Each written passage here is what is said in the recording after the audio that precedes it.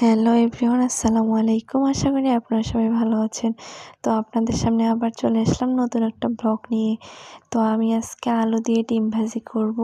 তো প্যানটার মধ্যে প্রথমে তেল দিয়ে দিছি, তারপরে তেলটা একটু গরম হয়ে গেলে পেঁয়াজ কাটা আর মরিচ কাটা দিয়ে দেবো। মরিচ কাটাটা দিয়ে দেওয়ার পর সুন্দর করে নাড়াচাড়া করে যখন একটু লাল হয়ে আসবে তখন একটা ডিম ভেঙে দিব। ডিমটা ভেঙে দিয়ে সুন্দর করে নাড়াচাড়া করতে হবে যতক্ষণ পর্যন্ত ডিমের সুন্দর কালারটা না আসে। কালারটা আসলে আমরা আলুটা দিয়ে দিব। তো এই যে আমার কালারটা চলে আসছে, এখন আমি সুন্দর আলুটা দিয়ে দিব। আলুটা দিয়ে দেওয়ার পর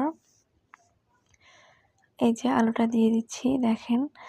তো আলুটা দিয়ে দিব। আলুটা দিয়ে দেওয়ার পর পরিমাণ মতো হলুদ, লবণ, যারা যেরকম লবণ খান সেই রকমই দিবেন আর কি। আমরা একটু কম খাই তাই আমি একটু কম দিয়েছি, আর আপনারা যেই রকম খান সেই রকমই দিবেন। তারপরে সুন্দর করে নাড়াচাড়া করতে হবে। নাড়াচাড়া করে কালারটা দেখতে হবে যে সুন্দর আসছে কিনা। তো দেখেন আমার কিন্তু কালারটা অনেক সুন্দর আসছে। তো তারপরে একটু ভাজা হয়ে গেলে এই যে গরম মশলা গুঁড়া, জিরে গুঁড়া দেব। আমি 4-5টা রসুনের কোয়া দিয়েছি, আপনারা ইচ্ছা করলে স্কিপ করতে পারেন। তো এটা আমি দিয়েছি ভিডিওটা সুন্দর দেখার জন্য। তো তারপরে নাড়াচাড়া করে দেখবেন ফাইনাল লুকটা কেমন আসে, অবশ্যই সবাই কমেন্ট করে জানাবেন। তো আমার এই ভিডিওতে সবাই লাইক, কমেন্ট, শেয়ার করবেন এবং আমার ইউটিউব চ্যানেলটি সবাই সাবস্ক্রাইব করবেন। আর আলু ভাজাটা খেতে অনেক মজা হয়েছিল।